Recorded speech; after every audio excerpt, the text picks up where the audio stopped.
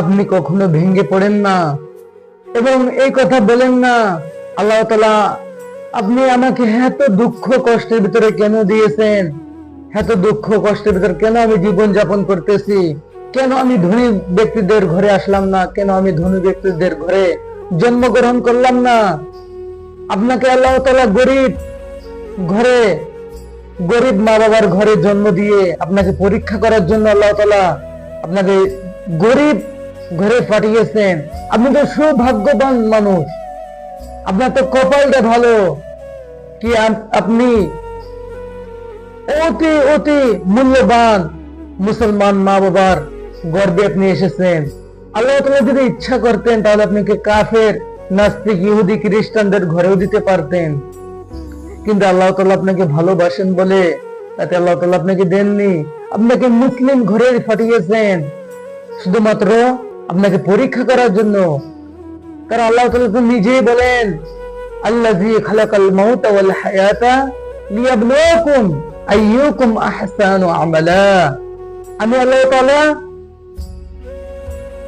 জীবন এবং মৃত্যু সৃষ্টি করেছি তোমাদের পরীক্ষা করার জন্য, কে আমলে উত্তম, কে উত্তম প্রতিফল অর্জন করতে পারে এবং কে ব্যর্থ হয়ে যায়।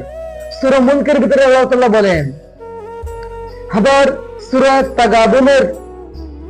তাগাবুন ইয়া সূরা আনকাবুতের ভিতরে আল্লাহ তাআলা বলেন, মানুষ কি মনে করে কি তারা ঈমান এনেছে এই কথা বলে তাদেরকে ছেড়ে দেওয়া হবে, পরীক্ষা করা হবে না? অবশ্যই আমি আল্লাহ তাআলা তাদেরকে পরীক্ষা করব, যেভাবে তাদের পূর্ববর্তীদেরকে পরীক্ষা করেছিলাম। এই জন্য আপনার তো কপালটা ভালো, আপনি মুসলমান ঘরে জন্ম নিয়েছেন, মুসলমান হয়েছেন, আপনার তো কপালটা ভালো। আপনার তো লাখ লাখ কোটি কোটি শুকর আলহামদুলিল্লাহ কি আমি মুসলমান ঘরে জন্ম নিয়েছি, আমার মা বাবা মুসলমান, এই জন্য আমিও মুসলমান হয়েছি। কিন্তু মুসলমান মুক্ত অর্জন করতে হবে, নামধারী মুসলমান হলে হবে না। আপনি কিসের মুসলমান আপনি যদি নামাজ না পড়েন? আপনি কিসের মুসলমান আপনি যদি ইসলামকে মেনে না চলেন? আপনি কিসের মুসলমান যদি আপনি যদি কোরআন না পড়তে পারেন?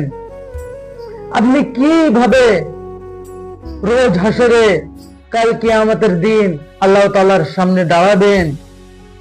কোন মাথা নিয়ে, কোন আমল নিয়ে দাঁড়াবেন কি আমি মুসলমান?